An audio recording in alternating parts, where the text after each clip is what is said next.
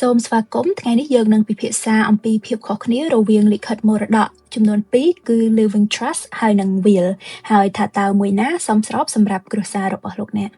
មនុស្សភាគច្រើនដឹងថាការរៀបចំផែនការអចលនទ្រព្យដែលហៅថា estate planning គឺជារឿងសំខាន់ប៉ុន្តែមនុស្សភាគច្រើនមិនបានដឹងថាគួរចាប់ផ្ដើមពីចំណុចណានោះទេសំណួរមួយដែលការិយាល័យមេធាវីច្បាប់ Law Office of Lewis Haskell ទទួលបានញឹកញាប់បំផុតនោះគឺតើ Will និង Living Trust ខុសគ្នាដូចម្ដេចហើយមួយណាល្អជាងចម្លើយគឺអាស្រ័យលើស្ថានភាពនិងគោលបំណងរបស់មនុស្សម្នាក់ៗទោះជាយ៉ាងណាសម្រាប់មនុស្សភាគច្រើនជាពិសេសអ្នកដែលជាម្ចាស់ផ្ទះឬជាម្ចាស់អចលនទ្រព្យការបង្កើត Revocable Living Trust អាចផ្ដល់អត្ថប្រយោជន៍សំខាន់ៗច្រើនជាងការពឹងផ្អែកលើ Will តែមួយការយល់ដឹងអំពីរបៀបដំណើរការរបស់ឯកសារផែនការអចលនទ្រព្យទាំងពីរប្រភេទនេះអាចជួយឲ្យអ្នកធ្វើការសម្រេចចិត្តប្រកបដោយចំណេះដឹងដើម្បីការពារគ្រួសារផ្ទះនិងមរតកដែលអ្នកបានខិតខំកសាងទុកសម្រាប់មនុស្សជំនាន់ក្រោយតើ Will មានតួនាទីអ្វីWill គឺជាឯកសារផ្លូវច្បាប់ដែលបញ្ជាក់ពីបំណងប្រាថ្នារបស់អ្នកអំពីរបៀបចែកចាយទ្រព្យសម្បត្តិរបស់អ្នកបន្ទាប់ពីអ្នកបានទទួលមរណភាពតាមរយៈ Will អ្នកក៏អាចកំណត់បុគ្គលណាម្នាក់ឲ្យក្លាយជាអ្នកគ្រប់គ្រងនិងរៀបចំការបែងចែកទ្រព្យសម្បត្តិរបស់អ្នកដែលហៅជាភាសាអង់គ្លេស personal representative ដែលពីមុនគេហៅថា executor ទោះបីជា Will ជាផ្នែកមួយសំខាន់នៃការផែនការអចលនទ្រព្យក៏ដោយជាទូទៅ Will មិនអាចជួយឲ្យអចលនទ្រព្យរបស់អ្នកជៀសវាងពីនីតិវិធី probate បានទេ probate គឺជានីតិវិធីផ្លូវច្បាប់ដែលស្ថិតក្រោមការត្រួតពិនិត្យរបស់តុលាការដើម្បីផ្ទៀងផ្ទាត់សុពលភាពរបស់ Will បង់បំណុលនិងពន្ធដែលពាក់ព័ន្ធហើយបន្ទាប់មកទើបធ្វើការចែកចាយទ្រព្យសម្បត្តិទៅឲ្យអ្នកទទួលមរតកអាស្រ័យលើទំហំនិងភាពស្មុគស្មាញនៃអចលនទ្រព្យនីតិវិធី probate អាចចំណាយពេលរាប់ខែឬក្នុងករណីខ្លះអាចអូសបន្លាយរយៈពេលយូរជាងនេះទៅទៀតលើសពីនេះវាក៏ពាក់ព័ន្ធនឹងទី1ការដាក់ឯកសារទៅតុលាការទី2ការអនុវត្តនីតិវិធីផ្លូវច្បាប់និងទី3កំណត់ត្រាដែលអាចក្លាយទៅជាឯកសារសាធារណៈសម្រាប់គ្រួសារជាច្រើនការជៀសវាងនីតិវិធី probate គឺជាគោលបំណងសំខាន់មួយនៃការរៀបចំផែនការអចលនទ្រព្យRevocable Living Trust ដែលត្រូវបានរៀបចំនិងផ្ទេរទ្រព្យសម្បត្តិចូលទៅក្នុង Trust បានត្រឹមត្រូវ properly funded ត្រូវបានបង្កើតឡើងដើម្បីឲ្យទ្រព្យសម្បត្តិដែលស្ថិតនៅក្នុង Trust អាចផ្ទេរទៅកាន់អ្នកទទួលផលដោយមិនចាំបាច់ឆ្លងកាត់នីតិវិធី probate ជំនួសឲ្យការស្នើឲ្យតុលាការ probate ត្រួតពិនិត្យនិងគ្រប់គ្រងបែងចែកទ្រព្យសម្បត្តិរបស់អ្នកទទួលបន្ទុកគ្រប់គ្រង Trust បន្តដែលហៅថា Successor Trustee ដែលអ្នកបានជ្រើសរើសនិងអនុវត្តតាមការណែនាំនិងបំណងប្រាថ្នារបស់អ្នកដោយដែលមានចែងនៅក្នុងឯកសារ Trustវិធីសាស្ត្រនេះអាចផ្ដល់អត្ថប្រយោជន៍ដ៏សំខាន់ជាច្រើនរួមមានការកាត់បន្ថយការចូលរួមនឹងការត្រួតពិនិត្យពីតុលាការរក្សាភាពឯកជនបានកាន់តែប្រសើរធ្វើឲ្យការគ្រប់គ្រងនិងការផ្ទេរទ្រព្យសម្បត្តិប្រព្រឹត្តទៅបានលឿនជាងមុនកាត់បន្ថយការពន្យាពេលនិងបន្ទុកសម្រាប់សមាជិកគ្រួសារទោះជាយ៉ាងណាគួរយល់ថាការរៀបចំ Trust តែមួយមុខគត់គឺមិនទាន់គ្រប់គ្រាន់នោះទេម្ចាស់ Trust ត្រូវតែផ្ទេរទ្រព្យសម្បត្តិចូលទៅក្នុង Trust ឲ្យបានត្រឹមត្រូវផងដែរនោះមានន័យថាទ្រព្យសម្បត្តិដែលសមស្របដូចជាអចលនទ្រព្យគណនេយ្យហិរញ្ញវត្ថុឬទ្រព្យសម្បត្តិផ្សេងៗដែលគួរតែដាក់នៅក្នុង Trust ត្រូវផ្ទេរកម្មសិទ្ធិទៅឲ្យ Trust តាមនីតិវិធីច្បាប់ប្រសិនបើទ្រព្យសម្បត្តិណាមួយមិនត្រូវបានផ្ទេរចូលទៅក្នុង Trust នោះទេទ្រព្យសម្បត្តិនោះនៅតែអាចត្រូវឆ្លងកាត់នីតិវិធី probate បន្ទាប់ពីទទួលមរណភាពការរៀបចំផែនការសម្រាប់ករណីបាត់បង់សមត្ថភាពក្នុងការគ្រប់គ្រងកិច្ចការរបស់ខ្លួនការរៀបចំផែនការទ្រព្យសម្បត្តិមិនមែនផ្ដោតទៅលើអ្វីតែម្យ៉ាងដែលកើតឡើងបន្ទាប់ពីអ្នកទទួលមរណភាពប៉ុណ្ណោះទេវាគឺជាការរៀបចំដើម្បីការពារខ្លួនអ្នកកំឡុងពេលដែលអ្នកនៅមានជីវិតផងដែរ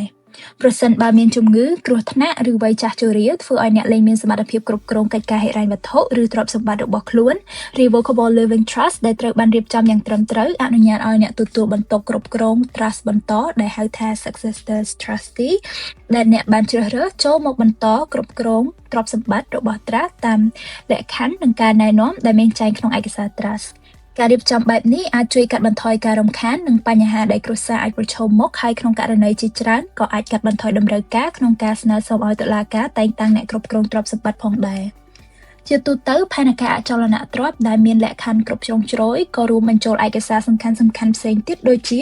Durable Power of Attorney ដែលហៅថាលិខិតប្រកួតសិទ្ធិអំណាចដែលមានប្រសិទ្ធភាពបន្ត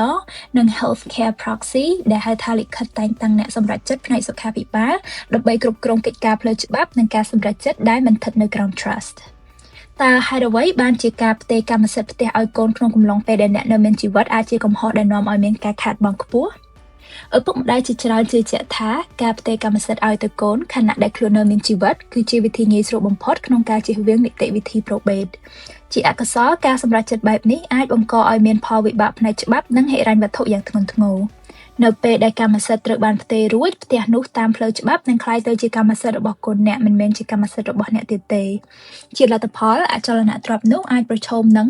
បំណុលការទាមទារពីម្ចាស់បំណុលរបស់កូនការបែងចែកទ្រព្យសម្បត្តិក្នុងដំណើរការលែងលះការខ្សែធនការប្តឹងតាមរយៈផ្លូវច្បាប់ការសម្រេចចិត្តផ្នែកហិរញ្ញវត្ថុដែលអ្នកមិនអាចគ្រប់គ្រងឬចាត់ចែងបន្តបានទោះបីជាកូនរបស់អ្នកមានបំណងល្អក៏ដោយព្រឹត្តិការណ៍ដែលមិនបានរំពឹងទុកក្នុងជីវិតអាចនឹងធ្វើឲ្យផ្ទះរបស់អ្នកស្ថិតនៅក្នុងហានិភ័យសម្រាប់គ្រួសារជាច្រើនការផ្ទេរកម្មសិទ្ធិផ្ទះទៅឲ្យកូនក្នុងកំឡុងពេលខ្លួននៅរស់មិនមែនជាយុទ្ធសាស្ត្រល្អបំផុតសម្រាប់ការរៀបចំផែនការអចលនទ្រព្យនោះទេអត្ថប្រយោជន៍មួយទៀតនៃការស្វែងយល់ពីការរៀបចំផែនការអចលនទ្រព្យដែលមនុស្សភាគច្រើនមើលរំលងគឺការកាត់បន្ថយបន្ទុកពន្ធលើប្រាក់ចំណេញពីការលក់ទ្រព្យដែលហៅជាភាសាអង់គ្លេស capital gain tax ឧទាហរណ៍ថាអ្នកបានទិញផ្ទះមួយកាលពីច្រើនឆ្នាំមុននៅក្នុងតម្លៃ$5,000បច្ចុប្បន្ននេះផ្ទះនេះមានតម្លៃទីផ្សារប្រមាណ$50,000ប្រសិនបើអ្នកផ្ទេរផ្ទះនេះទៅឲ្យកូនរបស់អ្នកខណៈដែលអ្នកមានជីវិតជាទូទៅកូនរបស់អ្នកនឹងទទួលបានមូលដ្ឋានគណនាពន្ធដែលហៅថា tax basis ដូចគ្នានឹងអ្នកប្រសិនបើកូនរបស់លោកអ្នកលក់ផ្ទះនៅពេលក្រោយគាត់អាចត្រូវបង់ពន្ធលើប្រាក់ចំណេញពីការកើនឡើងនៃតម្លៃផ្ទះក្នុងចំនួនដ៏ច្រើនលើសលប់ផ្ទុយទៅវិញប្រសិនបើកូនរបស់អ្នកទទួលមរតកផ្ទះបន្ទាប់ពីអ្នកទទួលមរណភាពមូលដ្ឋានគណនាពន្ធរបស់អចលនទ្រព្យជាទូទៅនឹងត្រូវកែតម្រូវទៅតាមតម្លៃទីផ្សារសមរម្យនៅថ្ងៃទទួលមរណភាពតាមគោលការណ៍ដែលហៅថាជា step up basis ប្រសិនបើកូនរបស់អ្នកលក់ផ្ទះភ្លាមៗឬក្នុងរយៈពេលខ្លីបន្ទាប់ពីទទួលមរតកក្នុងតម្លៃប្រហាក់ប្រហែលនឹងតម្លៃទីផ្សារនោះគាត់អាចនឹងបង់ពន្ធលើប្រាក់ចំណេញតិចបំផុតឬមិនចាំបាច់បង់តតែសោះ